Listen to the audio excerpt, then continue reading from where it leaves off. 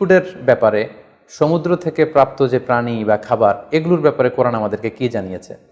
সেক্ষেত্রে আমরা সূরাতুল মায়েদার 96 নম্বর আয়াতকে এখানে উল্লেখ করতে চাই, যেখানে আল্লাহ তাআলা ইরশাদ করছেন, উহিল্লা লাকুম সয়দুল বাহরি ওয়া তুআমুহু মাতাআল লাকুম ওয়ালিস-সাইয়ারা।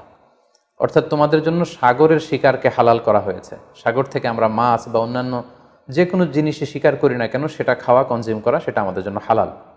পাশাপাশি সাগরে মৃত যা পাওয়া যায় এটাও আমাদের জন্য হালাল। আল্লাহ বলছেন মাতাআল লাকুম ওয়ালিস-সাইয়ারা, এগুলো তোমাদের জন্য ভোগের সামগ্রী এবং নৌপথে যারা ভ্রমণ করবে তাদের জন্য ভোগের সামগ্রী। রাইসুল মুফাসসিরিন আব্দুল্লাহ ইবনে আব্বাস রাদিয়াল্লাহু তাআলা আনহু এই আয়াতের তাফসীরে সয়দুর বাহার বলতে তিনি বুঝিয়েছেন জীবিত। জীবিত তোমরা সাগর থেকে যেটাকে শিকার করো সেটা তোমাদের জন্য খাওয়া জায়েজ। আর ওয়া তুআমুহু দ্বারা তিনি উদ্দেশ্য নিয়েছেন মৃত, অর্থাৎ সাগর থেকে প্রাপ্ত যে কোনো প্রাণী, জীবিত হোক কিংবা মৃত হোক,